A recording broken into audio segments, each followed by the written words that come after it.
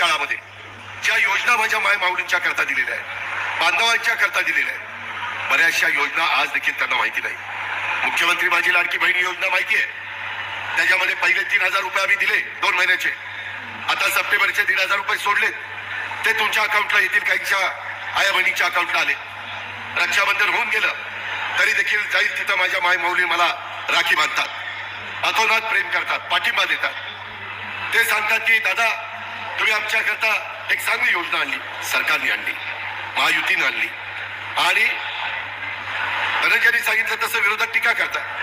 काही जण म्हणाले की आम्ही सरकारमध्ये आल्यानंतर ती योजना बंद करू.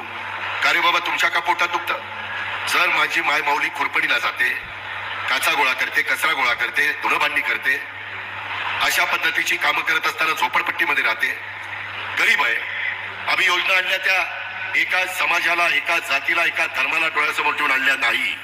हा अजितदादाचा वाद आहे. मी शब्दाचा पक्का आहे. मायमाऊलींनो, आता तुम्हाला जो काही आता सप्टेंबरचे पैसे सोडलेत, आमचीच मुलगी आदिती तटकरे त्या खात्याची मंत्री आहे. आताच येताना विक्रमला विचारा, मी गाडी फोन लावला होता तिला आणि तिला सांगितलं की लवकर पैसे ते सगळे संपा.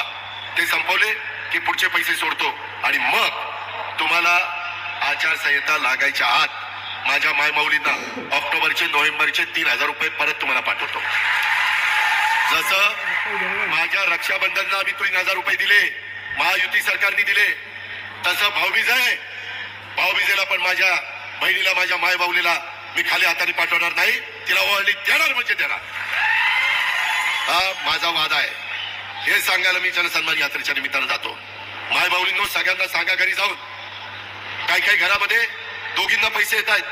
18,36,000 वर्षाचे, त्याच्यामध्ये बिल माफ केलंय.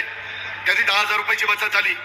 मगाशी धनंजयनी सांगितलं त्याच्या खात्यातनं 6,000, मोदी साहेबांच्याकडनं 6,000, ते 12,000 रुपये आम्ही आमच्या बांधवांना, शेतकऱ्याला देतोय. अशा पद्धतीनं वेगवेगळ्या प्रकारे 60,000 ते 70,000 रुपये हे एका कुटुंबामध्ये जात आहे.